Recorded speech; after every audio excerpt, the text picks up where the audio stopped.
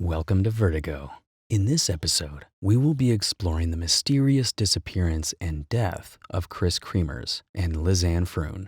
They disappeared while hiking in Panama, and portions of their bodies were found several months later. The manner of their death remains unsolved to this day. So turn off the lights, sit back, and enjoy.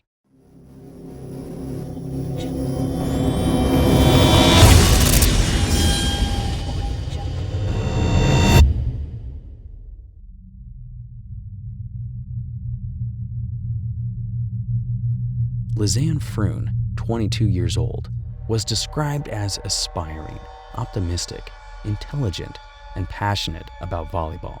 Kris Kremers, 21, was creative and responsible. Both of them grew up in Amersfoort of the Netherlands. They lived together and worked for the same restaurant where they saved money for 6 months to afford a 6-week trip to Panama to learn Spanish and volunteer with children. The trip was also supposed to be a reward to Lisanne for graduating. On March 15, 2014, they arrived in Panama and spent the next 2 weeks touring the country before traveling to Boquete to live with a local family. On April 1st, they went hiking with the family's dog named Blue around 11 a.m. on the Pianista Trail. They posted on Facebook that they intended to walk around Boquete, and it was reported that they had been seen having brunch with 2 young Dutch men before embarking on the trail.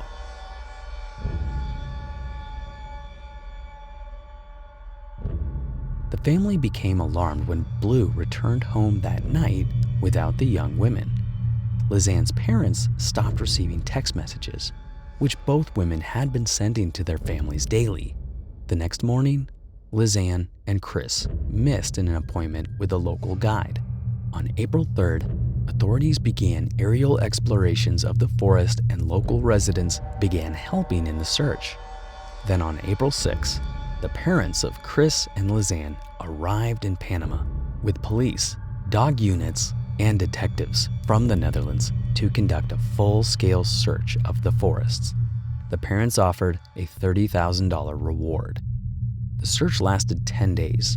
No trace of the young women was found.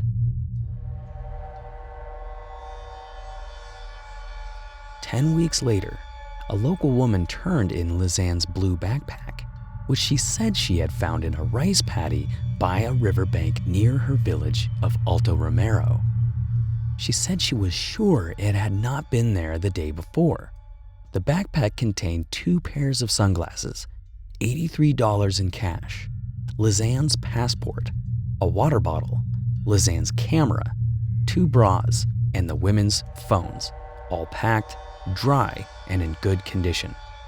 The women's phones showed that some hours after the start of their hike, someone had dialed 112, the international emergency number, and 911, the emergency number in Panama.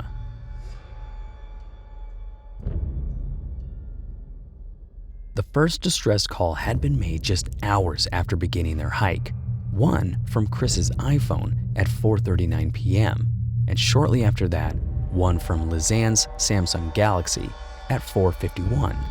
None of the calls had gone through due to the lack of reception in the area, except for the 911 call attempt on April 3rd that lasted a little over a second before breaking up. On April 5th, Lisanne's phone battery became exhausted after 5 a.m. and was not used again. Kris's iPhone would not make any more calls either, but was intermittently turned on to search for reception.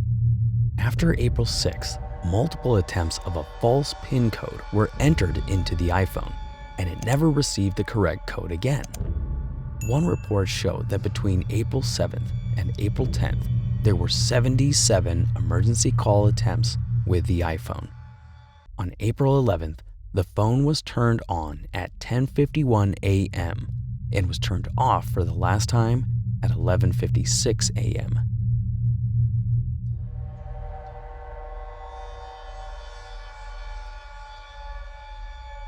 The discovery of the backpack led to new searches in the area it was found. Kris's jean shorts, zipped and neatly folded, were found atop a rock on the opposite bank of the tributary a few kilometers away from where the backpack had been discovered.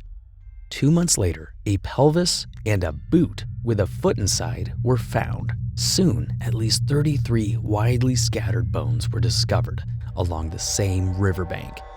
DNA testing confirmed they belonged to Lisanne and Kris. No conclusive determination of what caused their death was ever made.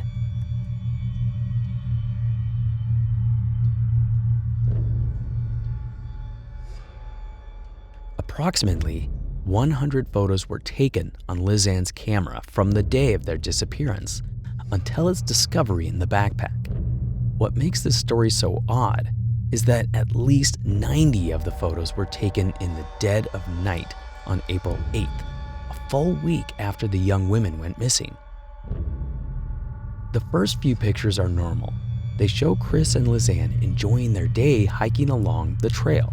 Most of the pictures appear to be shot by Lisanne, with Kris walking ahead of her, leading the way.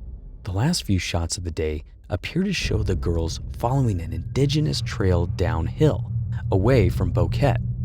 This is alarming, and some people speculate the girls may have already been lost at the time these photos were taken. These photos were time-stamped just before 2 p.m., and the first distress call was made only 2.5 hours later. 1 week later, on April 8th, several photos were taken between 1 a.m. and 4 a.m. in a steep jungle environment.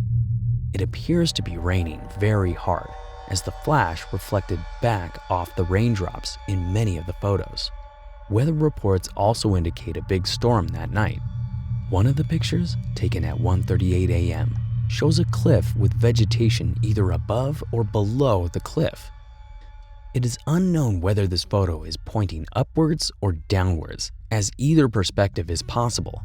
Some have speculated that when enhanced, the photo appears to show what could be a body lying on the floor of the canyon. 1 minute later, the picture of what appears to be a handmade direction marker is shown. The marker was made of sticks and orange plastic laid out on a flat-top boulder. Was this made to try and point passing tourists to a certain area or location? At 1:46 a.m., a few minutes later, a picture appears to show a word spelled out in toilet paper. There was also a mirror laid on the same rock. The mirror was likely to get the attention of any aircraft passing by overhead. Some people have speculated the toilet paper spells out SOS. If so, this would indicate that at least one of the girls was still thinking rationally a full week after becoming lost. Perhaps the scariest photo of all was believed to have been taken at 1:49 a.m. The photo appears to show the back of Kris's head. Despite reports to the contrary, no clear head wound is visible. The hair appears to be clean and dry, which is very odd considering this is a week after their disappearance and the photo is being taken in a rainstorm. Assuming Lisanne is taking this photo, what is the purpose? Is she trying to tell us something? The last photo is believed to have been taken at approximately 3:20 a.m., but does not show much more than foliage and raindrops.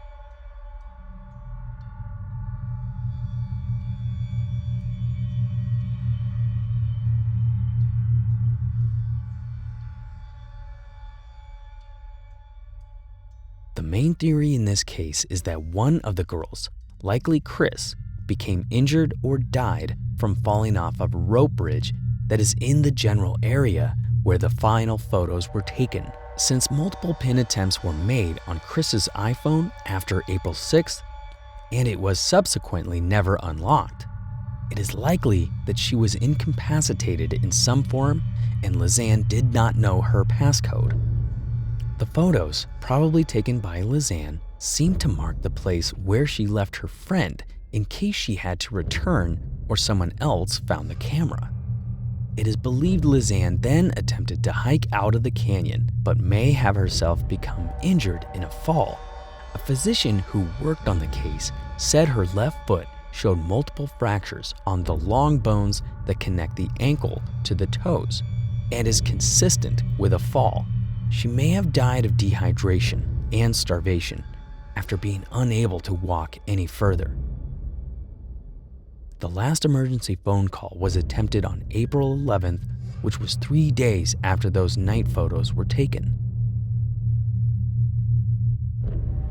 Some people believe that foul play may have been involved and the girls were led into the canyon by an unknown attacker.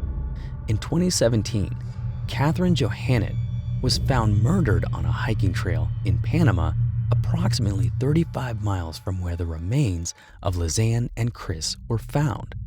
The FBI was even called in to investigate whether there may have been a serial killer in the area.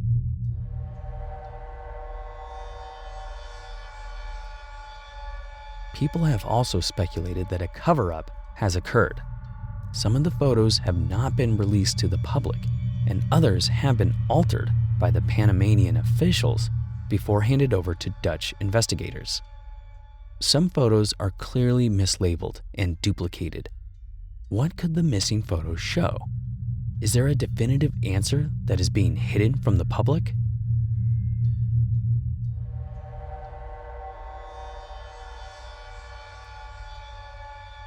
I believe the most plausible explanation is that this is simply a case where two girls become lost in Panama, come to be injured, and eventually die due to lack of food and water.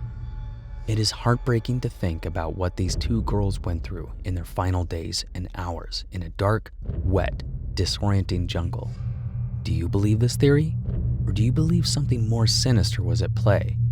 Leave your theories in the comments below. Thank you for watching. Until next time, good night.